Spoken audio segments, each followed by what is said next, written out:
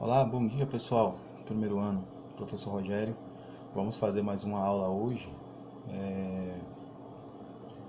aula gravada, e nós vamos corrigir a última atividade, certo? A gente falou sobre ponto de ebulição e fusão. Vamos fazer a correção dessa atividade e dar início a uma nova atividade, certo? A gente vai estudar um pouquinho outro assunto e vai iniciar uma atividade maior, valendo 4 pontos, certo? A próxima que vocês vão fazer, uma pesquisa. Então conto com a colaboração de vocês, para vocês passar, para vocês fazerem essas atividades, tá bom? Vocês façam a atividade e me entreguem. Muitos alunos ainda não entregaram as atividades, estão sendo prejudicados, estão ficando com zero, certo? Eu tenho passado, tenho dado as aulas no sábado, nossas aulas são no sábado, poucos alunos participam e pouquíssimos também entregam as atividades, certo? Então eu espero que vocês assistam a aula, que vocês façam as atividades e me mandem, tá bom? Só lembrando a vocês aqui, temos aqui o código da nossa sala de aula. Alguns não entraram ainda, entrem lá que tem as atividades, certo? Só lembrando que o acesso é com o Gmail, viu? Não é o e-mail Enova não, é o Gmail. E temos aqui o pessoal de João Correia também, que não tem ninguém na sala de João Correia. Nenhum aluno entrou ainda na sala, não sei porquê, eu passo as atividades, converso, mas ninguém entrou na sala ainda, certo? Então aproveita, entre na sala com esse código aqui, acesso com Gmail, e o pessoal aqui da sede, esse código aqui, certo? Eu vou estar disponibilizando, vocês podem anotar aí os códigos. Aqui o pessoal da sede, viu? E aqui o pessoal de João Correia, tá bom? Vocês precisam entrar lá e acessar. Já passei no grupo de vocês, mas vocês ainda não entraram, tá bom? Então ninguém tem atividade comigo ainda. E vocês do João Correia, certo? Mas vamos lá. Na última aula a gente falou sobre ponto de fusão e ponto de ebulição. Aqui só um resumo básico aí. Temperatura fusão. Temperatura em que uma substância passa do estado sólido para o estado líquido. Esse é o ponto de fusão. Estado sólido para o estado líquido. Se a gente for, aí eu coloquei, daqui a pouco eu falo o exemplo da água. Ebulição, temperatura em que uma substância líquida passa para o estado gasoso, a uma determinada pressão. Aí tem o exemplo da água, né? Que a água, por exemplo, a 0 grau, ela entra em fusão. Ela passa a 0 grau, a menos de 1 grau, a menos de 0 grau, ela está sólida. Quando ela chega a 0 grau, ela entra em fusão, vai passando para o estado líquido. E quando ela está a 100 graus, ela passa para o estado de vapor, o estado gasoso. É a ebulição que acontece, certo? Aqui tem exemplo do nosso gráfico que eu coloquei aí. Então aqui a água está sólida, a menos de 0 grau, temperatura negativa. Aí aqui a 0 grau ela entrou em fusão, passa para o estado líquido, ainda está sólido com líquido, certo? Que ela está nesse processo. Aí passa mais um tempinho, ela fica toda líquida, vai ganhando mais calor, fica toda líquida. Chega um tempo, a 100 graus, ela vai esquentando, a 100 graus ela chega ao seu ponto de ebulição e vai passando para o estado de vapor. Pronto, essa aí foi a nossa última aula. E a atividade foi essa aí. Faça uma tabela contendo as 10 temperaturas de fusão e ebulição. Faça uma tabela contendo as temperaturas de fusão e ebulição de 10 substâncias. Eu corrigi algumas de vocês. A maioria eu corrigi, não dei nota ainda em todas, mas vou fazer isso essa semana. E eu peguei aqui, ó, 2 alunos. Vamos lá. Como eu pedi a de Rayane, eu peguei aí a primeira questão dela. 10 substâncias apresentando seu ponto de fusão e ponto de ebulição.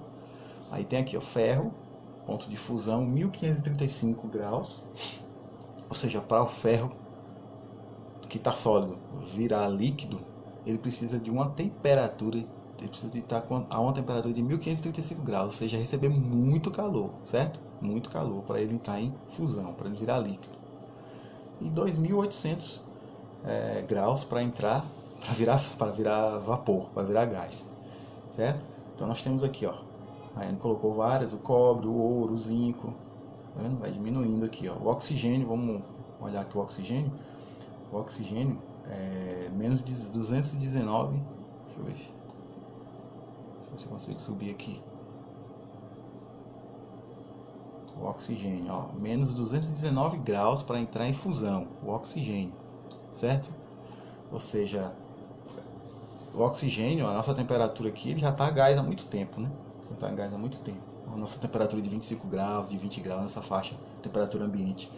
Porque ele, para entrar em fusão, em ebulição, ele precisa de menos 189, menos 182 graus. Isso quer dizer que nós estamos a 20 graus, 25 graus na nossa temperatura ambiente.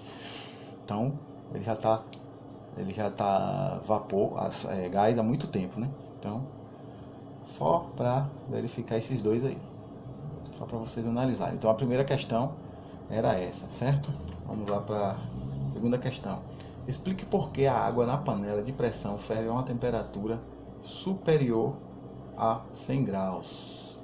Vamos lá. Essa aqui eu acho que eu peguei uma outra resposta. Aqui foi de Larissa. Deixa eu aumenta aqui um pouquinho. Aumentei demais. Pronto. A pergunta era: explique por que a água na panela de pressão ferve a uma temperatura superior a 100 graus. Porque dentro dela a água atinge temperaturas mais altas que o normal. Com isso, as moléculas da superfície ficam exprimidas e têm mais dificuldades para se transformar em gás, atingindo 105 a 110 graus sem entrar em ebulição. É basicamente isso, né? A água na panela de pressão, os alimentos cozinham mais rápido justamente por conta disso, porque ela prende lá o gás e esse gás faz uma pressão, esse gás quente faz uma pressão no alimento, volta para o alimento, diferentemente de uma panela aberta, o vapor quente vai subindo, que é o gás, né? Vai embora. Na panela de pressão não, ele fica ali, confinado ali e volta para o alimento com aquela temperatura que ele tem, então acaba esquentando e cozinhando mais rapidamente, certo? E aqui nós temos, eu peguei aqui uma imagem para vocês verem da panela de pressão, como funciona uma panela de pressão, certo? Aqui o alimento, o fogo está aceso, o alimento tá aqui, a água está aqui, um pouquinho acima do alimento, o alimento está submerso na água.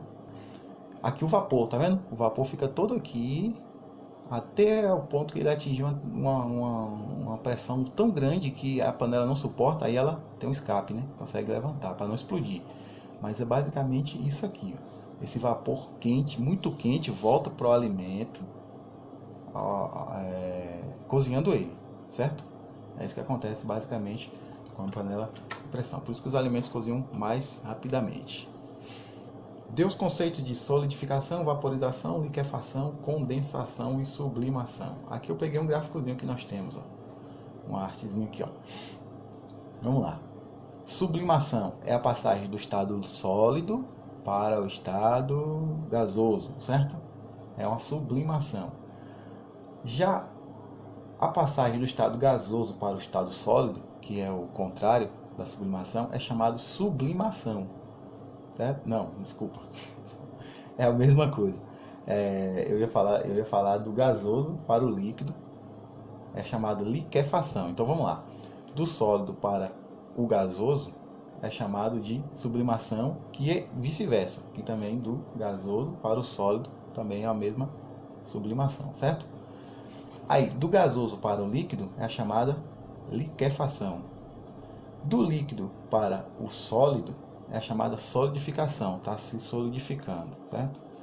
Do sólido para o líquido que a gente estudou é a fusão, e vice-versa, viu? Fusão também pode ser do líquido para o sólido, que a gente chama também de o ponto de fusão, 0 grau também. É o mesmo ponto de fusão para passagem para o líquido, é o mesmo ponto de fusão para passagem para o sólido, 0 grau. E vaporização é a passagem do líquido para o gasoso, vaporizou-se, certo? Então essa foi basicamente nossa atividade da última semana. certo? Que já tá, vocês me entregaram. Bom, hoje eu vou falar aqui um pouquinho sobre, rapidamente, sobre aqui, deixa eu colocar a parte aqui,